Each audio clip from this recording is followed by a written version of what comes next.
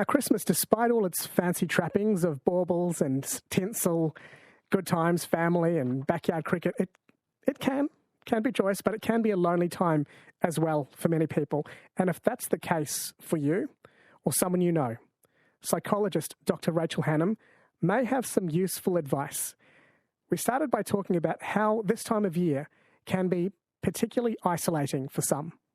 Well, it can't it? Because there are families who are getting together with their extended family, doing the thing with kids, taking time off work, and there are those of us who don't have that extended family or who are in a different city and end up being alone on Christmas Day. All the shops are shut. We're not usually working, although some of my clients tell me that they love to work on Christmas and Boxing Day because, that keeps them very occupied and something meaningful. But yeah, I mean, when everything's closed and people are with kids and family, it's a bit lonely for many others. Do you think some people distract themselves with work and take on shifts so they don't have to confront that loneliness? Yeah, and I think it's quite healthy if we're using healthy distractions like work. And if we're not working on Christmas, we can have healthy distractions with connecting with others or watching our favourite movies or, other things that, bring us pleasure or joy. Healthy distractions is a great coping strategy. Sometimes I hear loneliness being compared with smoking when it comes to its harmfulness. Can you tell us about what it is as a psychologist? What is loneliness and what is it doing to us?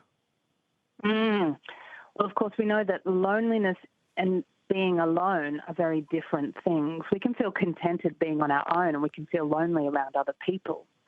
So we need to really differentiate between feeling lonely and being alone.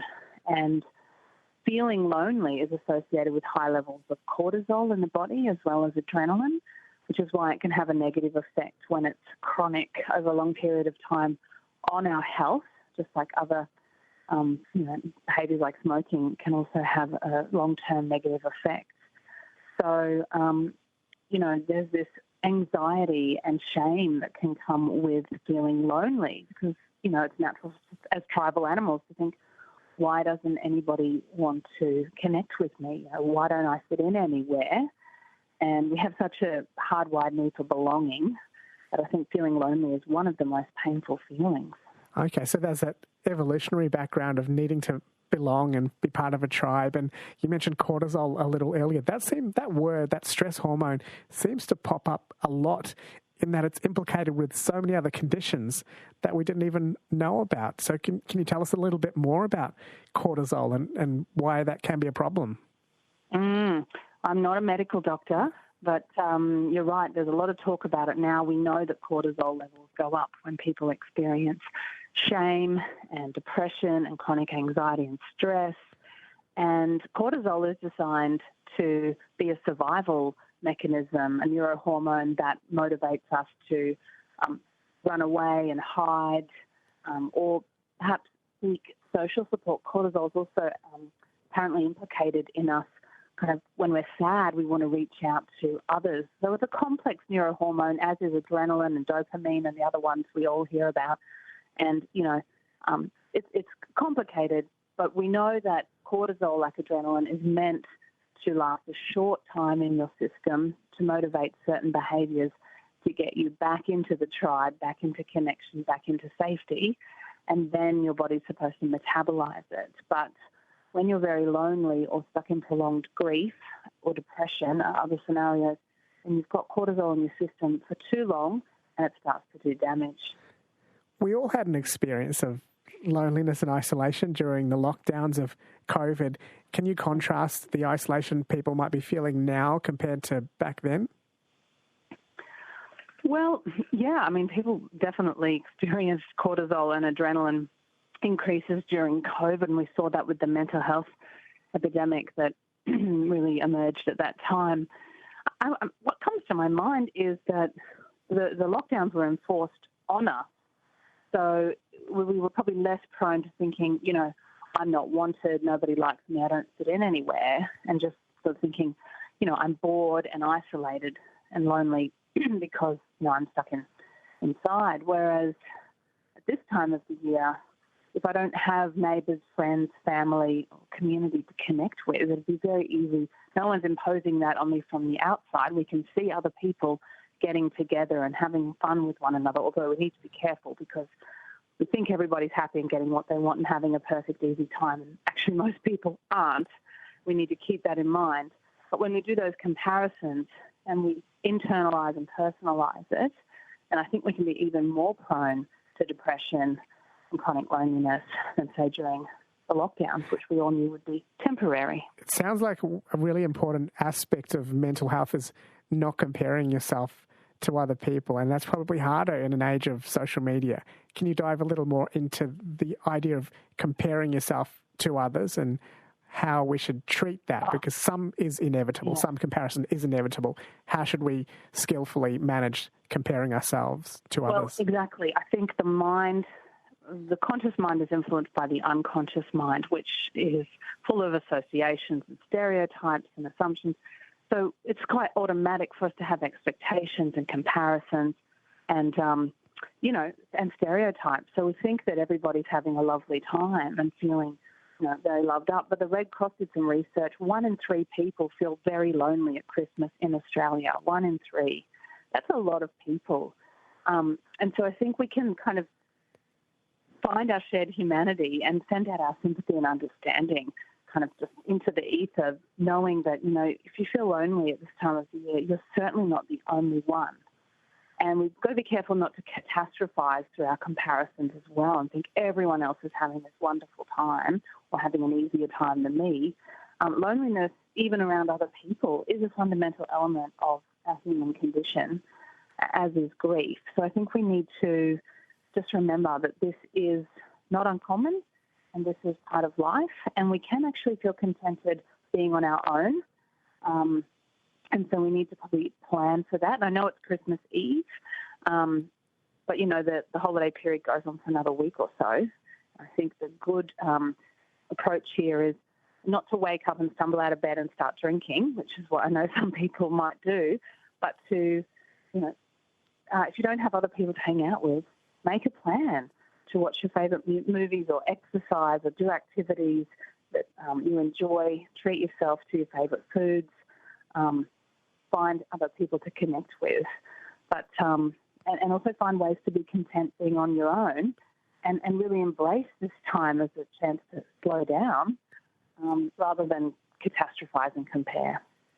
You're listening to Dr. Rachel Hannam from North Brisbane Psychologists, giving us some tips on how to deal with loneliness.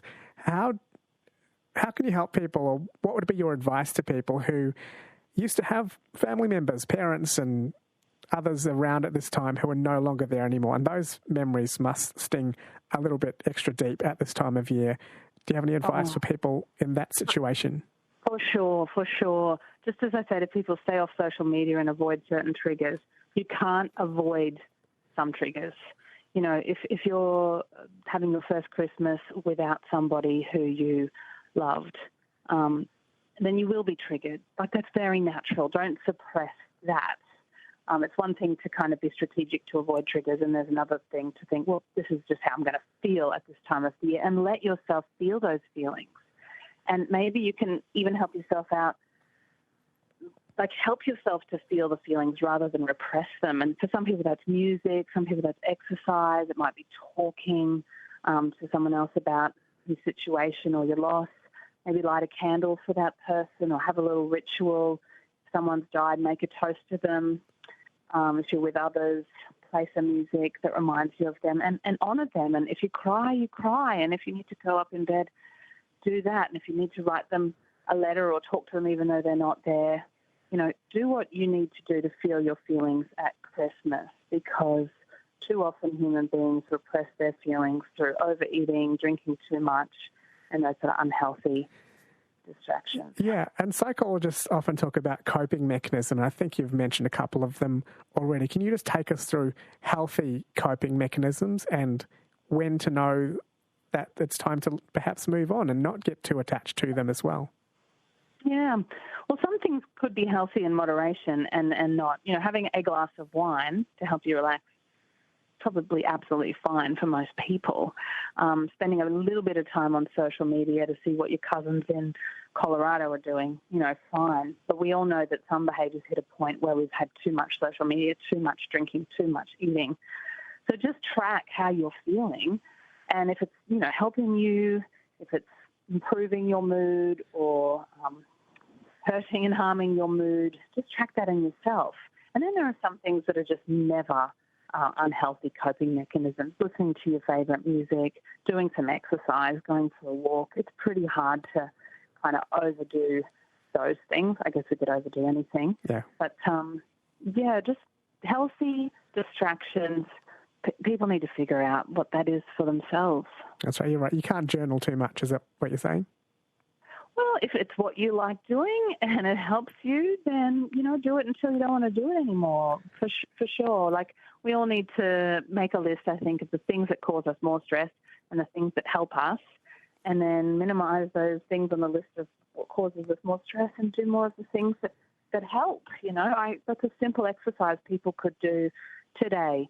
What causes me more stress? What helps me? And then, kind of live your life according to those lists as much as you can. If you have someone in your family, extended family, you think might be lonely at this time of year, are there ways that we can be helpful? Well, reach out to them, of course. Check on them. See what they're doing. See if there's anything you could do to support them, keep them company at this time of the year. Let them know you understand if they kind of want to have space at this time of year, because we're all different. We all cope with this time of year differently, and we all cope with grief differently. But definitely check in on your loved ones. People can mask all sorts of feelings, including loneliness as well. Is there a way to identify signs that someone might not be okay and might be hiding a deep loneliness? Well, sometimes we see addiction, and it's not always obvious when someone has an addiction. But, we might see overeating, over-drinking and drug use, or they've just gone off the radar. So I think, the whole Are You OK Day, that really should be every week, that we maybe check in on our friends. How are you? Are you okay? How are you doing? Because often you're right, we do mask, and it's not always possible to know. And I know that when I've gone through difficult periods in my life and I hear from a friend who I haven't heard from for a few weeks, and they're checking in on me, it just feels so nice to know. It feels so good that they're holding me in mind. And I think we are all hardwired for community and being in groups, even though we need our space as well, and knowing that we're being held in mind by people who care about us. It's not enough to just hold someone in mind. Let them know you've got them in your mind. Reach out. Maybe that is the positive element of social media as well. It makes it very easy to reach out to people, and even a small DM probably can't hurt. Yeah, I agree. Social media's got all the good things and all the bad things rolled into one. Yeah. Rachel, as we enter the Christmas and summer period, do you have any final advice to give people to make it as smooth as possible? Yeah, I would say there's a lot of hype, as we know, in commercialization of Christmas. The best thing to do is relax. Don't put too much pressure on yourself. If you're alone at Christmas, try and treat it sort of like any other day. Some people are really good at that who I know, and just like any other day. Shops are all closed. I'm going to do some self-care. If you're getting together with other people, family, don't pick fights. Don't drink too much. It's not the time of year to try to resolve, gnarly, unresolved issues in any relationships. Try to just keep it relaxed. Do things. Give people jobs in the kitchen. You take photos. You set up the board game. And try and keep it low-key and relaxed as much as possible. And for those perfectionists out there, try and drop that. Don't put pressure on yourself. Try to go with the flow as much as you can. That was psychologist there, Dr. Rachel Hannam from North Brisbane Psychologists.